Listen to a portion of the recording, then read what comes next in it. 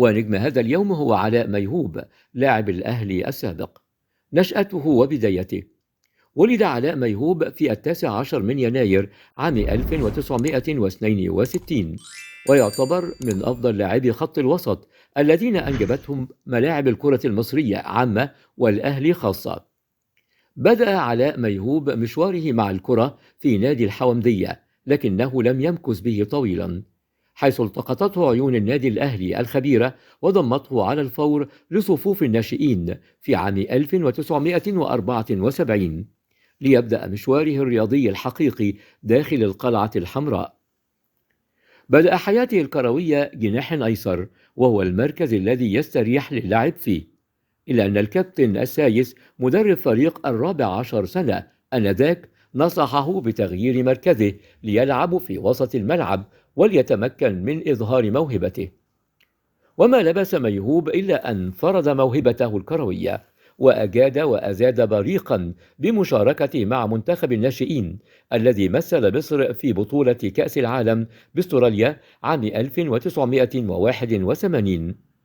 جاءته فرصة الانضمام للفريق الأول عام 1982 عندما استعان به فؤاد شعبان وبعض الناشئين مثل طاهر أبو زيد ومحمود صالح.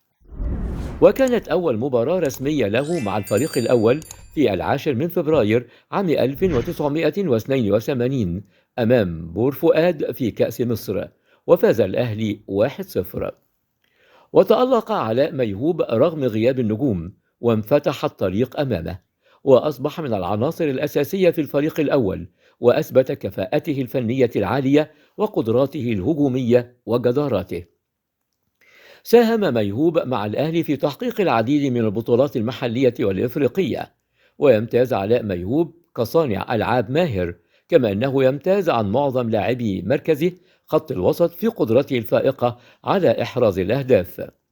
فقد أحرز علاء ميهوب 11 هدفا للأهلي في بطولات الأندية الإفريقية، وهو رقم لم يحققه مهاجمون كثيرون.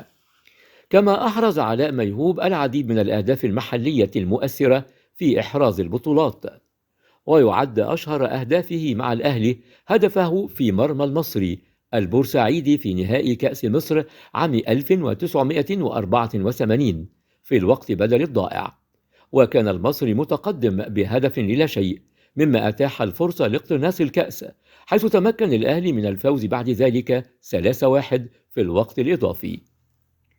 وكذلك هدفه في مرمى الزمالك في ختام الدوري العام 88 عام 1989 عندما أحرز هدف المباراة الوحيد الذي لولاه ما فاز الأهلي بالدوري ذلك الموسم. وكان ميهوب ضمن قائمة منتخب مصر المشارك في كأس العالم عام 1990 في إيطاليا، إلا أنه لم يشارك في أي مباراة بالمونديال. رحل علاء ميهوب عن الأهلي بداية التسعينيات، وانتقل إلى النادي الأولمبي بعد أن تم إخطاره من النادي الأهلي بعدم التواجد ضمن صفوف الفريق بالموسم الجديد.